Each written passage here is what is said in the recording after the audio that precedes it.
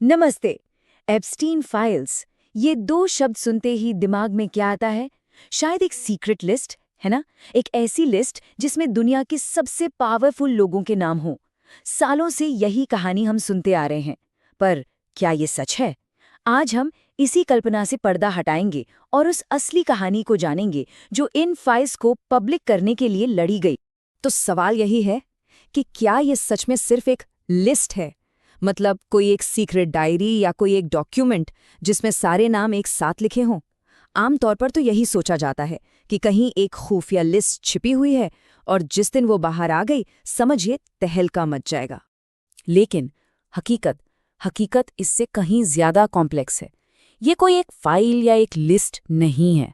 तो फिर क्या है?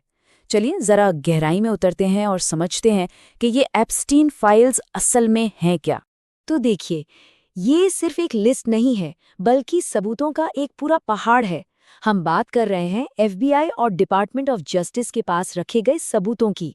इसमें अदालती कागजात हैं, एप्स्टीन की वो बदनाम छोटी काली किताब जैसी कॉन्टैक्ट बुक्स हैं, उसके प्राइवेट प्लेन लोलिता एक्सप्रेस के फ्लाइट लॉग्स हैं, और इतना ही नहीं, 1 लाख से ज्यादा पन्नों के फिजिकल और डिजिटल सबूत, मतलब 300 जीबी से ज्यादा का डेटा। तो साफ है, ये सिर्फ एक लिस्ट नहीं, बल्कि एक पूरे क्रिमिनल नेटवर्क का कच्चा चिट्ठा है। अब जाहिर है, इतनी सारी जानकारी को बाहर लाने की मांग बहुत ज्यादा थी। इतनी ज्यादा कि ये एक बड़ा पॉलिटिकल मुद्दा बन गया। और बस यहीं से कहानी में एक जबरदस्त मोड़ आता है।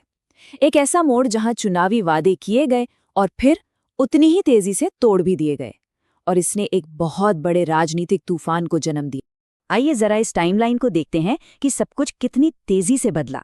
जून 2024, राष्ट्रपति ट्रंप वादा करते हैं, अगर मैं चुना गया तो फाइलें रिलीज करूंगा। फिर आता है फरवरी 2025। उनकी अटॉर्नी जनरल पैम बॉन्डी एक कदम और आगे बढ़कर कहती हैं कि लिस्ट तो मेरी मेज पर पड़ी है। इससे उम्मीदें और बढ़ गईं। लेकिन फिर अचानक सब कुछ पलट जाता है। जुलाई आते आते डिपार्टमेंट ऑफ जस्टिस कहता है कि ऐसी कोई इंक्रिमिनेटिंग क्लाइंट लिस्ट है ही नहीं। और फिर राष्ट्रपति ट्रंप खुद इस पूरे मामले को एक बड़ा धोखा बताकर खारिज कर देते हैं। मतलब एक पूरा का पूरा यू टर्न। तो ये जो अचानक वादा खिलाफी हुई, इसने लोगों की निराशा को एक राजनीतिक आग में बदल दिया। प्रशासन के इस एक कदम ने अनजाने में ही सही कांग्रेस के अंदर एक ऐसे विद्रोह की नींव रख दी जो पहले कभी नहीं देखा गया था। तो जब प्रशासन ने ट्रांसपेरेंसी के सारे दरवाजे बंद कर दिए, तब कांग्रेस के कुछ सदस्यों ने तय किया कि अब मामला अपने हाथों में लेना ही होगा। और ये किसी एक पार्टी की बात नहीं थी। दोनों पार्टियों के लोग एक साथ आए और उन्होंने पारदर्शिता के लिए एक नई लड़ाई का बिगुल फूंक दिया। और इस लड़ाई में उनका हथियार क्या था? एक बहुत ही अनोखी चीज, जिसे कहते हैं डिस्चार्ज पिटिशन। अब ये है क्या? देखिए, ये एक बहुत ही रेयर और पावरफुल संसदीय टूल है। सीधे साधे शब्दों में कहें तो, अगर हाउस के बड़े नेता किसी बिल को दबाकर बैठे हैं, उस पर वोटिंग नहीं होने दे रहे हैं, तो 218 सदस्य मिलकर अपनी लीडरशिप को साइडलाइन कर सकते हैं और उस बिल पर वोटिंग के लिए मजबूर कर सकते हैं। मतलब ये अपनी ही पार्टी की लीडरशिप के खिलाफ एक खुली बगावत जैसा है।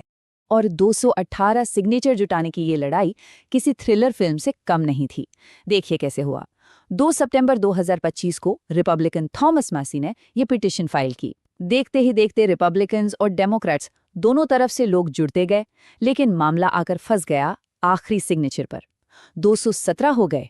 बस एक की जरूरत थी। मामला एकदम रुका हुआ था। फिर कई हफ्तों के ड्रामे के बाद 12 नवंबर को एक नई सदस्य अडेलेटा ग्रिहाल्वा शपथ लेती हैं, और शपथ लेने के तुरंत बाद वो 218वां यानी विनिंग सिग्नेचर कर देती हैं। और इसी के साथ वो गतिरोध टूट जाता है। इस एक सिग्नेचर के बाद गेम पूरी तरह पलट गया। अब एडमिनिस्ट्रेशन और हाउस लीडरशिप के पास इस बिल को रोकने का कोई रास्ता नहीं बचा था। उन्हें अब सदन में इसका सामना करना ही था। और यहीं से एक ऐतिहासिक कानून बनने का रास्ता खुल गया।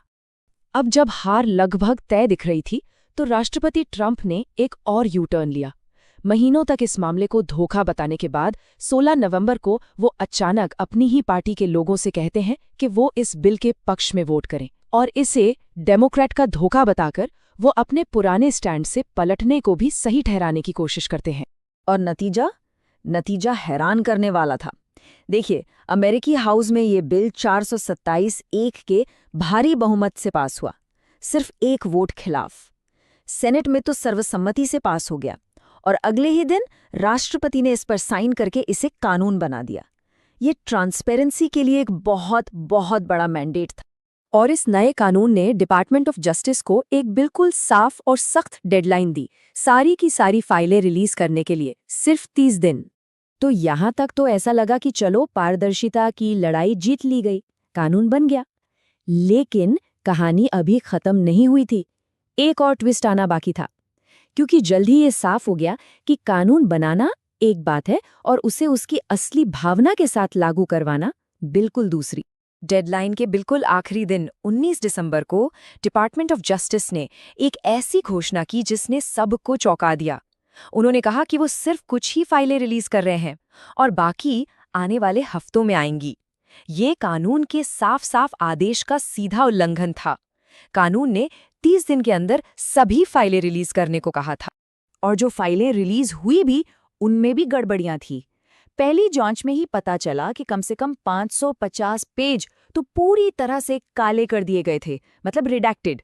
एक 119 पेज की पूरी फाइल रिलीज हुई जिसमें कुछ भी नहीं था, सब काला था। और तो और एक फाइल जिसमें ट्रंप और एप्स्टीन की एक तस्वीर थी, वो कथित तौर पर डीओजे की वेबसाइट पर डाली गई और फिर तुरंत हटा दी गई। इन सब बातों ने दोनों पार्टियों के सांसदों को बुरी तरह भड़का दिया और इसका रिएक्शन बहुत तेज और तीखा था। डेमोक्रेटिक सदस्य अलेक्जेंड्रिया ओकासियो-कोर्टेज ने तो सीधा अटॉर्नी जनरल पाम बॉन्डी के इस्तीफे की मांग कर डाली। उन्होंने एडमिनिस्ट्रेशन पर आरोप लगाया कि वो पावरफुल और अमीर लोगों को बचाने की कोशिश कर रहे हैं। और ये गुस्सा सिर्फ डेमोक्रेट्स तक ही सीमित नहीं था। जिन रिपब्लिकन नेताओं ने इस बिल को पास करवाने में अहम भूमिका निभाई थी, जैसे कि थॉमस मैसी, उन्होंने भी डिपार्टमेंट ऑफ जस्टिस के खिलाफ कानूनी कार्यवाही करने और न्याय में बाधा डालने का चार्ज लगाने की धमकी दी। मतलब गुस्सा दोनों तरफ बराबर था। तो कुल मिला के मामला ये था, कानून ने मांगा था 30 दिन के अंदर पूरी और साफ सुथरी रिलीज, लेकिन एडमिनिस्ट्रेशन ने क्या दिया? एक देरी से आई, आधी अधूरी और बहुत ज्यादा काट छांट वाली रिलीज। एक तरह से उन्होंने कानून के शब्दों का तो पालन कर लिया, लेकिन उसकी जो आत्मा थी, जो उसका असली मकसद था, उसे पूरी तरह से नजरअंदाज कर दिया। और यहीं पर आकर ये कहानी हमें एक बहुत बड़े सवाल पर छोड़ जाती है।